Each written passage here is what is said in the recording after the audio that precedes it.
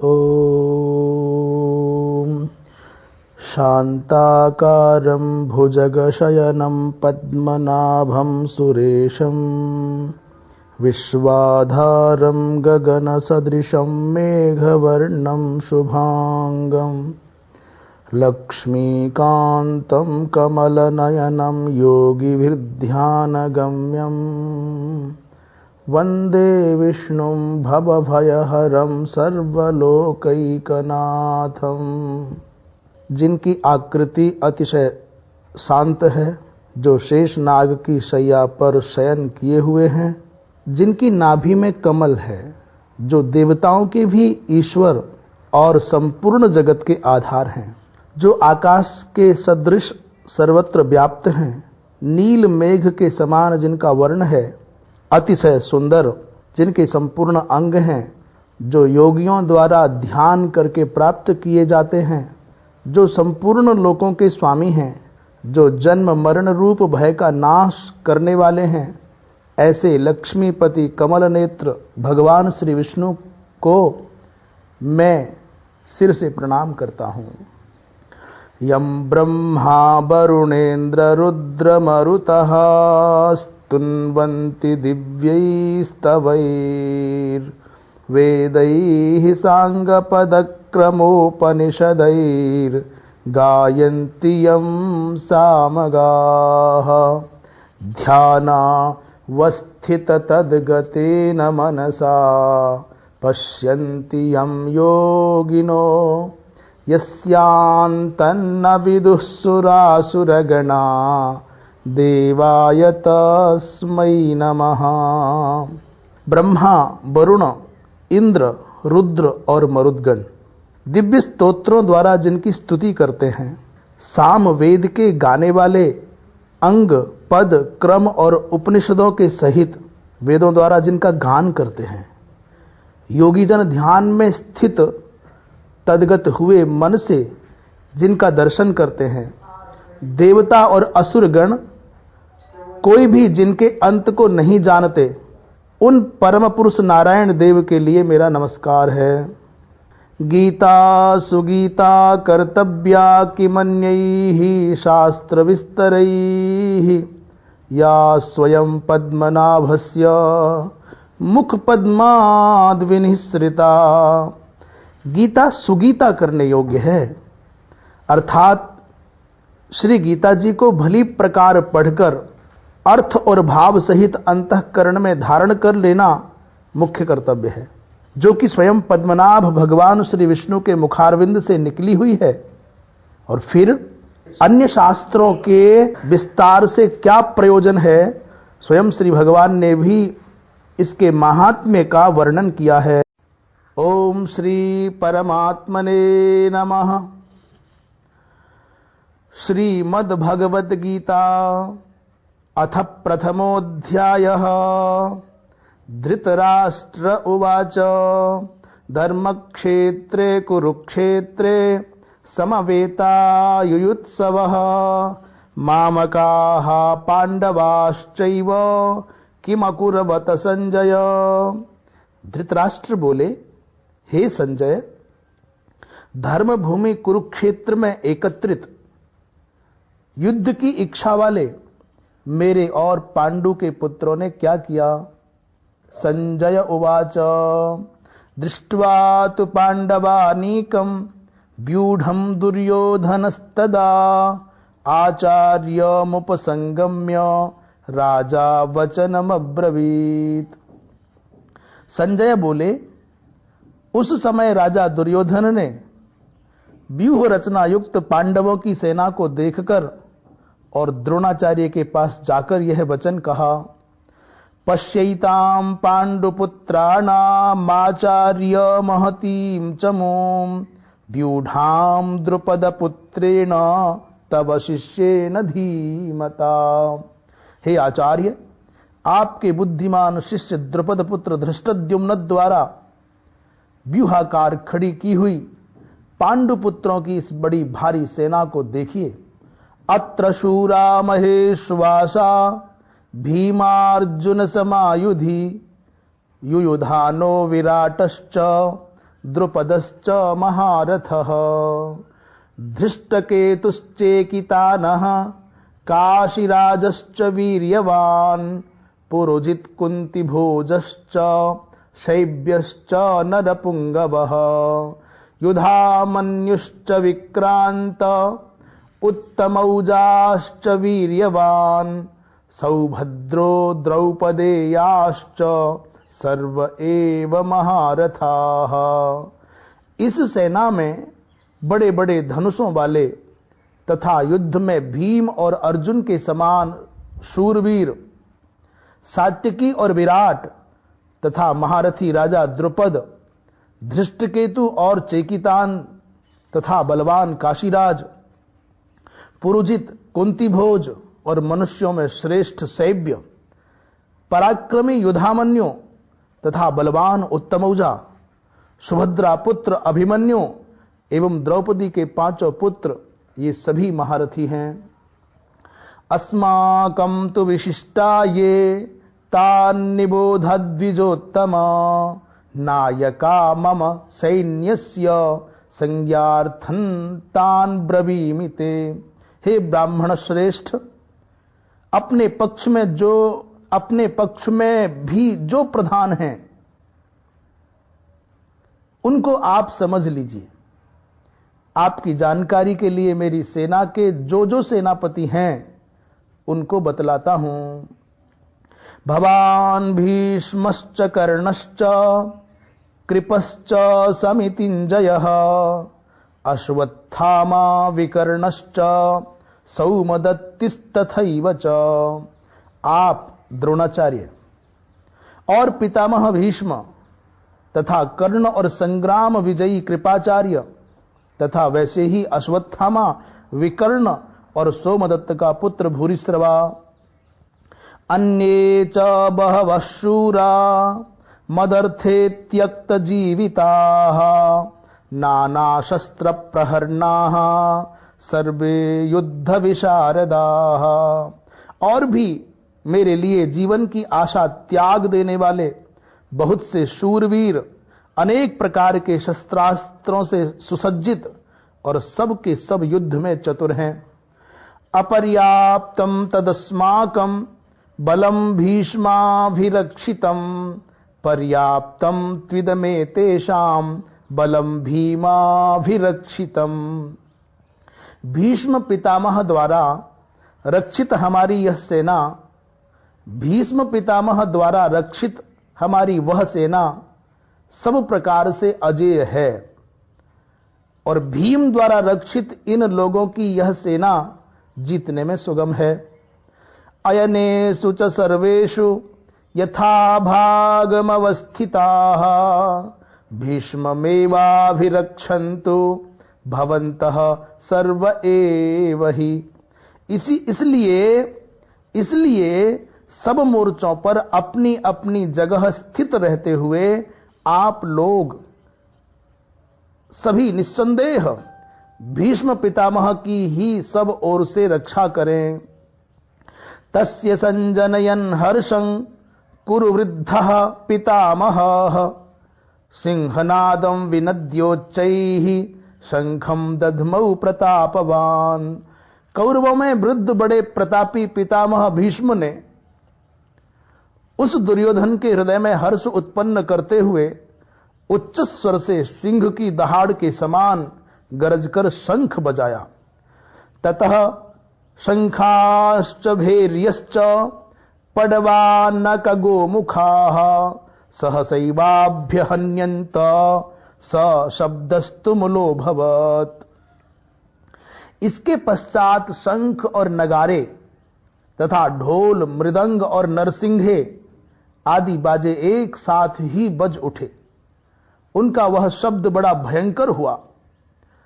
ततः श्वेतैर्हयैर्युक्ते महति स्यन्दने स्थितौ माधवः पांडवश्चैव दिव्यौ शंखौ प्रदध्मतुः। इसके अनंतर सफेद घोड़ों से युक्त उत्तम रथ में बैठे हुए श्री कृष्ण महाराज और अर्जुन ने भी अलौकिक शंख बजाए। पांचजन्यं ऋषिकेशो देवदत्तं धनंजयः पौंड्रं दधमौ महाशंखं भीमकर्मावृकोदरः। श्री कृष्ण महाराज ने पांचजन्य नामक, अर्जुन ने देवदत्त नामक और भयानक कर्म वाले भीमसेन ने पौंड्र नामक महाशंख बजाया। अनंत विजयं राजा कुंती पुत्रो युधिष्ठिरः नकुलः सहदेवश्च सुघोष मणिपुष्पकौ।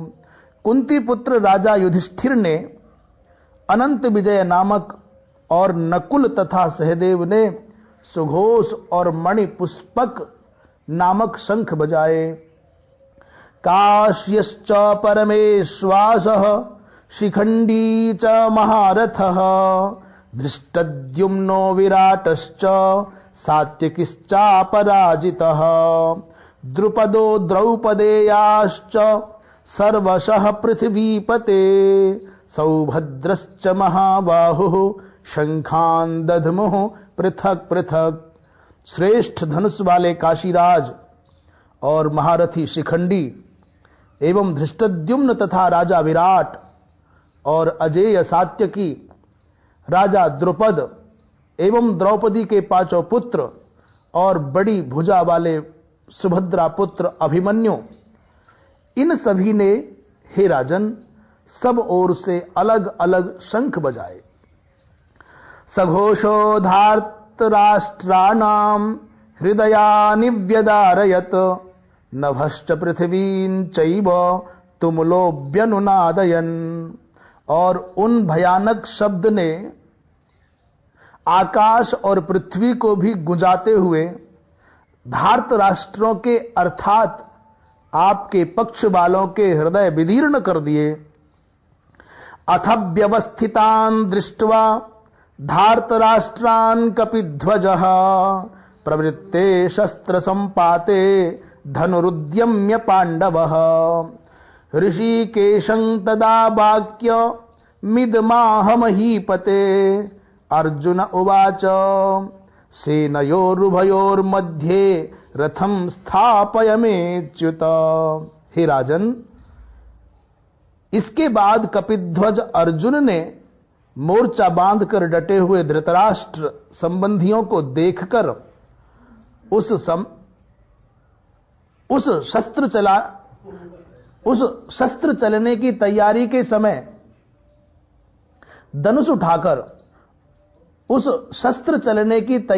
समय धनुष उठाकर ऋषिकेश श्री कृष्ण महाराज से यह वचन कहा, हे अच्युत, मेरे रथ को दोनों सेनाओं के बीच में खड़ा कीजिए। यावदेतान् निरीक्षेऽहं योद्धुकामान् अवस्थितान् कैर्मया सह योद्धव्यमस्मिन् रणसमुद्यमे।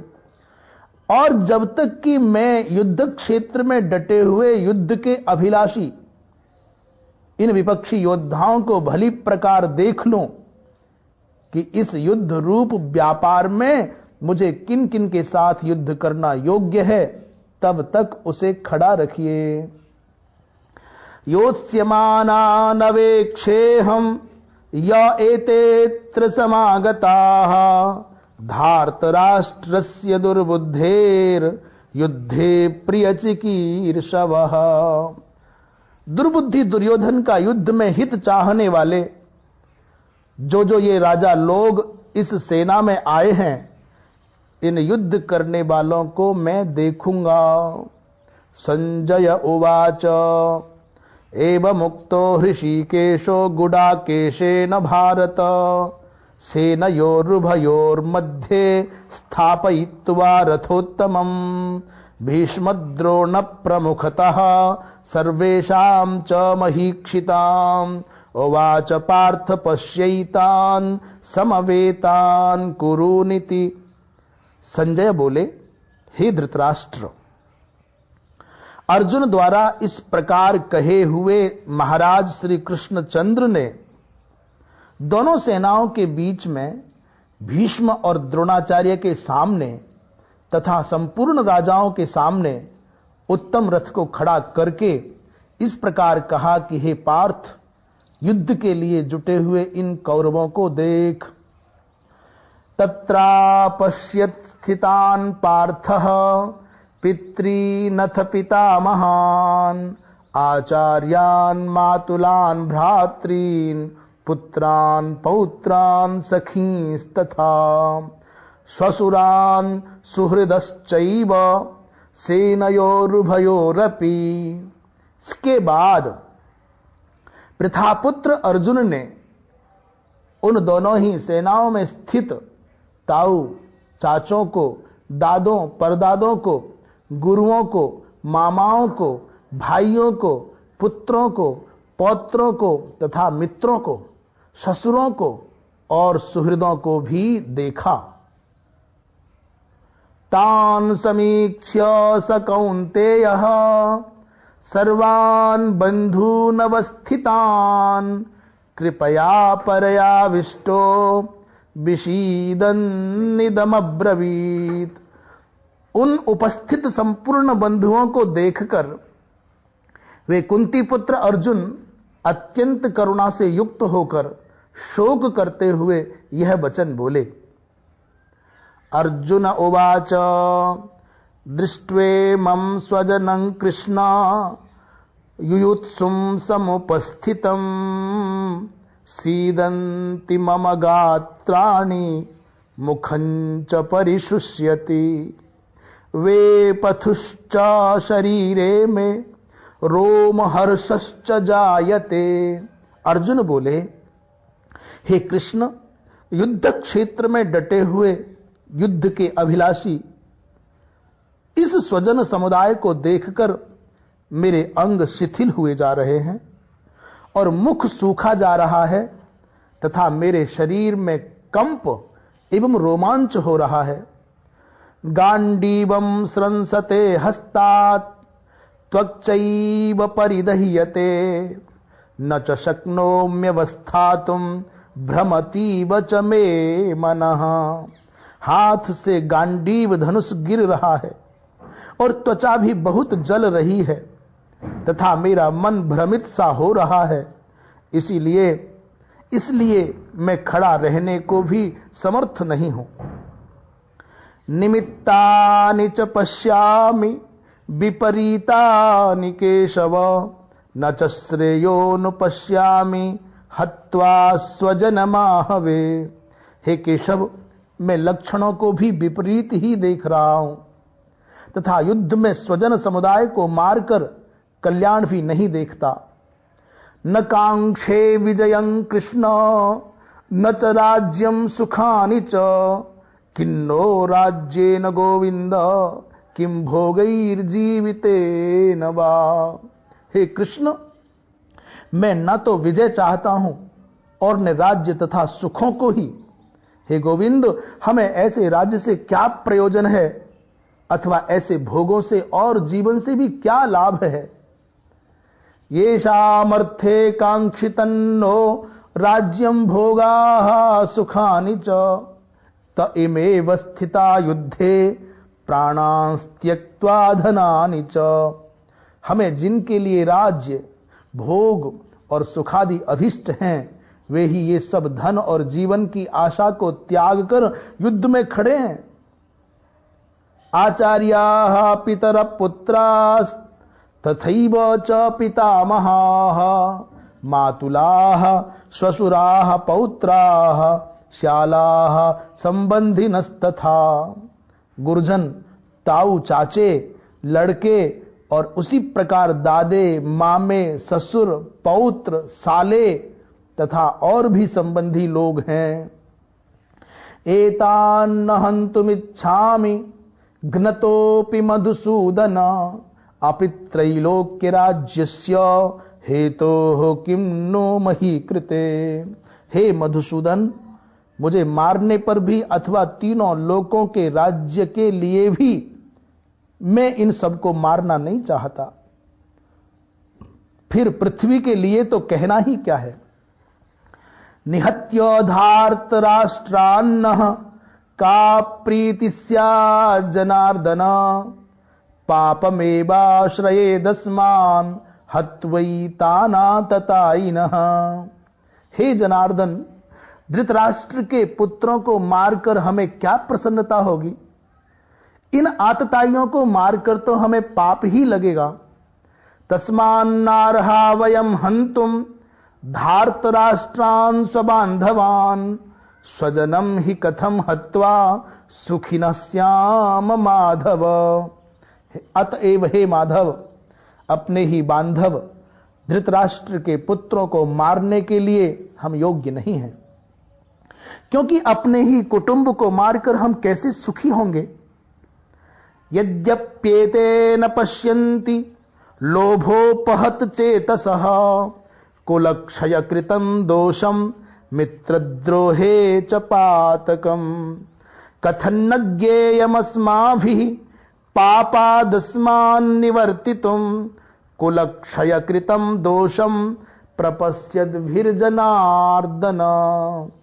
यद्यपि लोभ से भ्रष्ट चित्त हुए ये लोग कुल के नाश से उत्पन्न दोष को और मित्रों से विरोध करने में पाप को नहीं देखते, तो भी हे जनार्दन, कुल के नाश से उत्पन्न दोष को जानने वाले हम लोगों को इस पाप से हटने के लिए क्यों नहीं विचार करना चाहिए?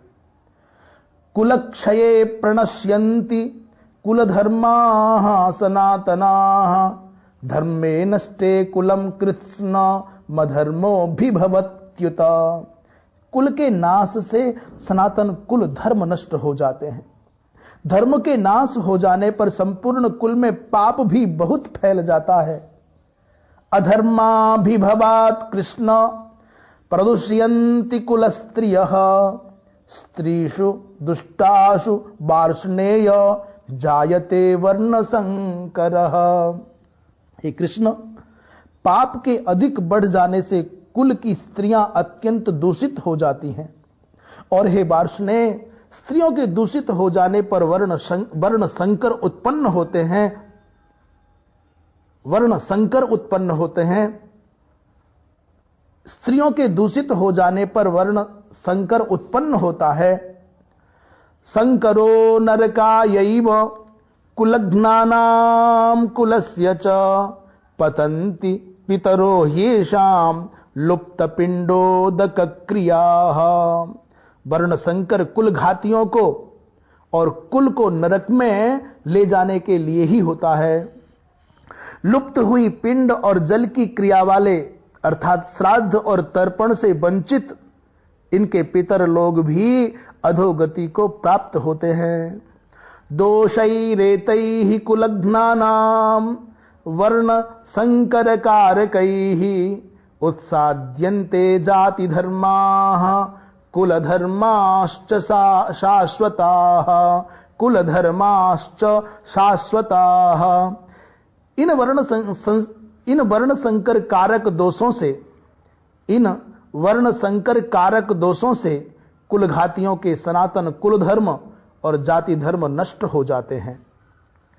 उत्सन्न कुल धर्माणाम मनुष्याणाम जनार्दन नरके नियतम वासो भवतीत्यनुशुश्रुमा। हे जनार्दन, जिनका कुल धर्म नष्ट हो गया है ऐसे मनुष्यों का अनिश्चित काल तक नरक में वास होता है, ऐसा हम सुनते आए हैं। अहो बत महत पापम कर्तुम व्यवसिता वयम यद्राज्य सुख लोभेन हंतुम स्वजनमुद्यता। हा शोक, हम लोग बुद्धिमान होकर भी महान पाप करने को तैयार हो गए हैं, जो राज्य और सुख के लोभ से स्वजनों को मारने के लिए उद्यत हो गए हैं।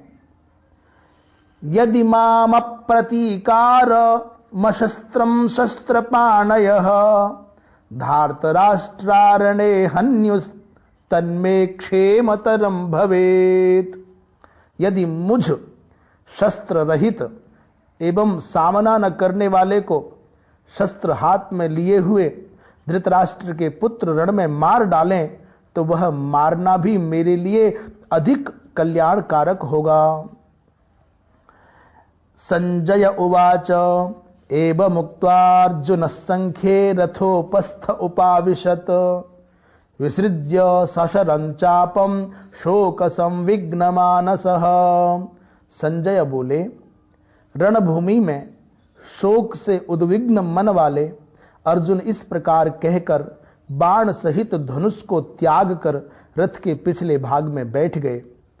ओम तत्सद इति श्रीमद् भगवद गीतासूपनिषत्सु ब्रह्म विद्यायां योग शास्त्रे श्री कृष्णार्जुन संवादेर्जुन विषाद योगो नाम प्रथमोऽध्यायः। श्री कृष्णार्पणमस्तु।